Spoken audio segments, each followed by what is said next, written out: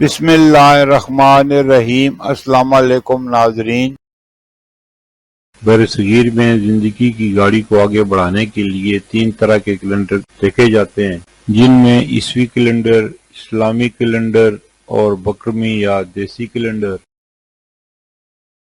عیسوی کیلنڈر کے حساب سے 10 اکتوبر 2025 دن جمعے کا پاکستان، بنگلہ دیش اور دیگر ممالک میں ہجری یا قمری کیلنڈر کے حساب سے 16 ربیع الثانی 1447 ہجری دن جمعے کا سعودی عرب اور دیگر خلیجی ممالک میں ہجری یا قمری کیلنڈر کے حساب سے 18 ربیع الثانی 1447 ہجری دن جمعے کا پنجابی یا بکرمی کیلنڈر کے حساب سے 25 اسو 2082 دن جمعے کا۔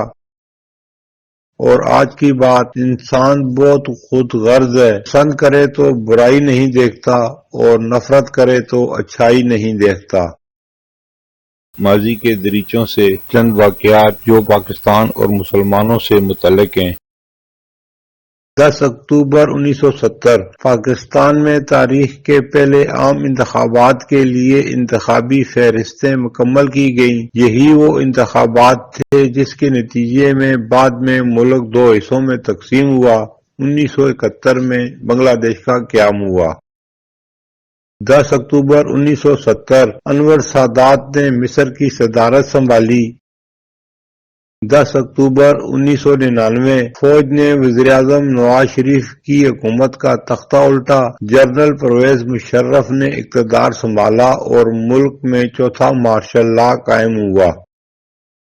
10 اکتوبر 2000 سری لنکا کے سابق وزیراعظم سری ماؤ بندرا نائک انتقال کر گئے۔ 10 اکتوبر 2001 خالدہ ضیاء نے بنگلہ دیش کی وزیراعظم کے طور پر حلف لیا۔ 10 اکتوبر 2002 پاکستان میں عام انتخابات ہوئے۔ یہ انتخابات جنرل پرویز مشرف کے دور میں منعقد ہوئے، جن میں ق لیگ نے اکثریت حاصل کی اور بعد میں میر ظفر اللہ خان جمالی وزیراعظم بنے۔ 10 اکتوبر 2003 ہندوستان نے اسرائیل اور روس سے 7 AWACS بنانے کے معاہدے پر دستخط کیے۔ 10 اکتوبر 2009 راولپنڈی میں پاکستان آرمی کے جنرل ہیڈ کوارٹر پر 10 مسلح ہمراہ آوروں نے قبضہ کیا، جسے SSG نے کامیاب آپریشن جان باز سے ختم کیا۔ 10 اکتوبر 2015 ترکی کے دارالحکومت انقرہ میں مرکزی ریلوے اسٹیشن کے نزدیک بم دھماکے میں 102 افراد ہلاک اور 400 سے زائد زخمی ہوئے۔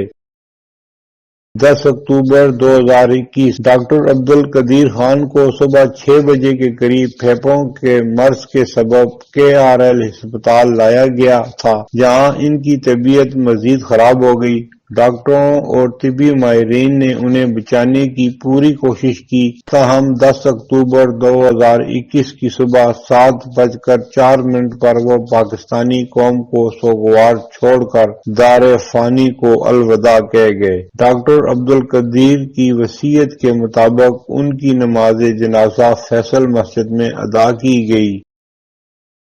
10 اکتوبر ذہنی صحت کا عالمی دن 10 اکتوبر کو منایا جاتا ہے تاکہ ذہنی بیماریوں کے بارے میں شعور بیدار کیا جا سکے۔ ذہنی صحت جسمانی صحت کی طرح اہم ہے اور اس کا خیال رکھنا ہماری زندگیوں کو بہتر بنا سکتا ہے۔ آپ ذہنی دباؤ یا پریشانی کا سامنا کیسے کرتے ہیں؟